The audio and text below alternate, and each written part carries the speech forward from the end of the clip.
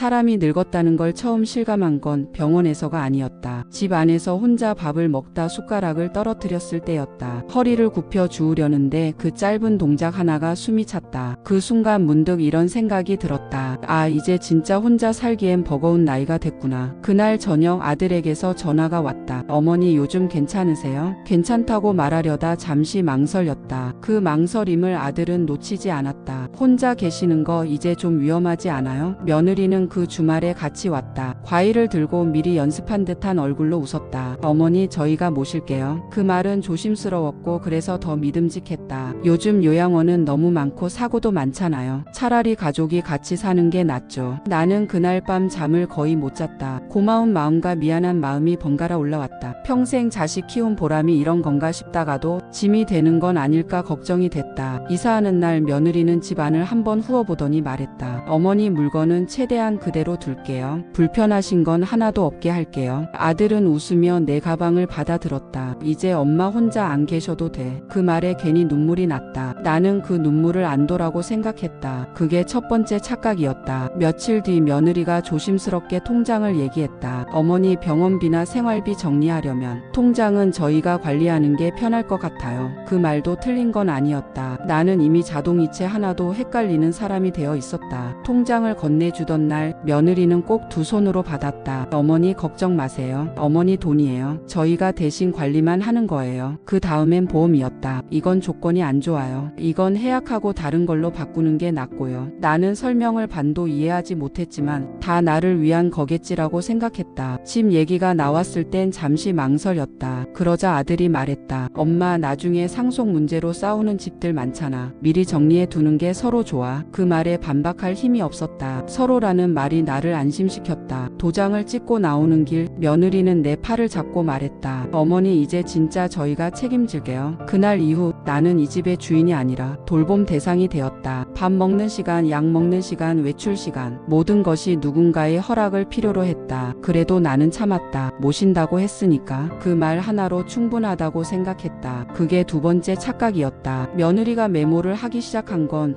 내가 그 집에 들어간 지 석 달쯤 지났을 때였다. 처음엔 그냥 가계부라고 생각했다. 요즘은 다들 그렇게 산다니까. 식탁 한쪽에 작은 수첩을 두고 장을 보고 오면 적고 병원 다녀오면 적었다. 그 모습이 오히려 살림을 잘 사는 며느리처럼 보여서 나는 속으로 잘 들어왔구나 하고 안심했다. 그런데 어느 날 우연히 그 수첩을 보게 됐다. 식탁 위에 놓인 채로 며느리가 잠깐 자리를 비운 사이였다. 굳이 보려고 한 건 아니었다. 다만 내 이름이 눈에 들어왔다. 어머니 비움. 그 아래로 가지런한 글씨가 이어져 있었다. 약가, 병원비, 보조식, 전기세 추가분, 그리고 맨 아래 또렷하게 적힌 한 줄, 생활비. 그 숫자를 보는 순간 가슴이 덜컥 내려앉았다. 내가 쓰고 있는 돈이었다. 아니 정확히 말하면 내가 살아있다는 이유로 발생한 비용 같았다. 그날 저녁 나는 조심스럽게 물었다. 내가 너무 많이 쓰니? 괜히 분위기를 깨는 노인처럼 보일까봐 웃으면서 말했다. 며느리는 고개를 들고 바로 대답했다. 아니에요 어머니. 다 어머니를 위해 쓰는 거예요. 말은 부드러웠지만 거기엔 그러니 미안해하지 말라는 뜻과 그러니 더 말하지 말라는 뜻이 함께 들어 있었다. 그날 이후 나는 물어보지 않게 됐다. 묻는 순간 나는 감사하지 않은 사람이 될 것 같았으니까. 아들은 점점 늦게 들어왔다. 처음엔 회사가 바쁘다더니 나중엔 회식이 잦아졌고 어느 순간부터는 아예 얼굴을 보기 힘들어졌다. 아들은 왜 이렇게 늦어? 내가 한번 묻자 며느리는 웃으며 말했다. 어머니 요즘 회사가 진짜 힘들어요. 아들도 많이 지쳐 있어요. 그 말 뒤에는 항상 같은 말이 따라왔다. 어머니가 이해해 주세요. 이해했다. 아니 이해하는 척했다. 이해하지 않으면 나는 또 짐이 되니까. 몸이 본격적으로 나빠진 건 그해 겨울이었다. 새벽에 화장실을 가다 미끄러져 넘어졌다. 크게 다치진 않았지만 그날 이후 며느리의 표정이 달라졌다. 한숨이 늘었다. 말수가 줄었다. 그리고 어느 날 아주 조심스럽게 말했다. 어머니 이러다 큰일 나면 어떡해요? 아들은 그 말에 고개를 끄덕였다. 엄마 혹시 요양원도 한번 생각해보자. 그 말은 걱정처럼 들렸지만 이미 결론이 난 말투였다. 며칠 뒤 식탁 위에 서류가 놓였다. 요양원 계약서였다. 입소 날짜까지 정확히 적혀 있었다. 내 의견을 물은 흔적은 없었다. 어머니를 위해서예요. 며느리는 그렇게 말했다. 그 말이 이상하게도 칼처럼 느껴졌다. 나를 위해서라면 왜 나는 이렇게 말문이 막힐까? 왜 이 서류 앞에서 나는 아무 말도 할 수 없을까? 그날 밤 나는 혼자 계산해봤다. 통장 잔액은 얼마 남지 않았고 집은 이미 아들 이름이었다. 내가 나가겠다고 말할 수 있는 곳은 없었다. 그제야 깨달았다. 나는 이 집에서 사랑받는 부모가 아니라 관리해야 할 비용이 되어 있었다. 그 사실을 깨닫는데 나는 너무 많은 걸 이미 내준 뒤였다. 내가 요양원에 들어가게 된 날은 이상할 만큼 조용했다. 누군가 소리를 지르지도 않았고 나를 몰아붙이지도 않았다. 그래서 더 무서웠다. 그날 아침 며느리는 평소보다 말이 없었다. 괜히 식탁을 몇 번이나 닦고 시계를 자주 봤다. 아들은 출근을 하지 않고 집에 그대로 있었다. 그것만으로도 나는 이미 눈치를 챘어야 했다. 어머니 오늘 병원부터 다녀올게요. 며느리는 아주 자연스럽게 말했다. 병원이라는 말은 늘 그렇듯 거절하기 어려웠다. 나는 가방을 챙겼고 아무 생각 없이 차에 올랐다. 병원 진료는 오래 걸리지 않았다. 의사는 내 차트를 보며 고개를 끄덕였다. 연세도 있으시고 최근 낙상도 있으셨고요. 혼자 계시기엔 위험하실 수 있어요. 그 말이 끝나자마자 며느리는 기다렸다는 듯 말을 이었다. 그래서 저희가 요양원도 알아봤어요. 그 순간 나는 알았다. 알아봤다는 말은 이미 결정이 끝났다는 뜻이라는 걸. 병원을 나와 차에 탔는데 차는 집으로 가지 않았다. 내비게이션 화면에 낯선 목적지가 떠 있었다. 어디 가니? 내가 묻자 아들은 짧게 말했다. 금방 가요 엄마. 차가 멈춘 곳은 요양원 앞이었다. 그제야 심장이 쿵 내려앉았다. 여긴 어디야? 며느리는 웃으며 말했다. 어머니가 계실 곳이요. 상담실에는 이미 서류가 준비돼 있었다. 입소 계약서, 동의서, 위임장, 날짜까지 정확히 적혀 있었다. 마치 내가 오기만 기다렸다는 듯이 어머니 여기만 도장 찍으시면 돼요. 며느리는 펜을 내밀었다. 나는 망설였다. 그때 아들이 말했다. 엄마 괜히 고집 부리지 마. 우리도 다 생각해서 하는 거야. 그 말에 나는 더 할 말이 없었다. 고집 부리는 늙은이가 되기 싫었고 자식을 힘들게 하는 부모로 남고 싶지 않았다. 그래서 도장을 찍었다. 그 순간 나는 이 집 사람이 아니게 됐다. 요양원 방은 작았다. 짐은 최소한만 들어왔다. 며느리는 말했다. 어머니 필요한 건 다 여기서 제공돼요. 그 말은 다시는 집으로 돌아오지 않아도 된다는 뜻이었다. 처음엔 아들이 가끔 왔다. 엄마 괜찮아? 그 말은 안부라기보단 의무처럼 들렸다. 며느리는 거의 오지 않았다. 요즘 너무 바빠서요. 그 말에 점점 익숙해졌다. 몸이 눈에 띄게 나빠졌을 때 간호사가 보호자에게 전화를 했다. 나는 침대에 누운 채 그 통화를 들었다. 상태가 많이 안 좋으세요? 잠시 침묵. 그리고 상대방의 짧은 대답.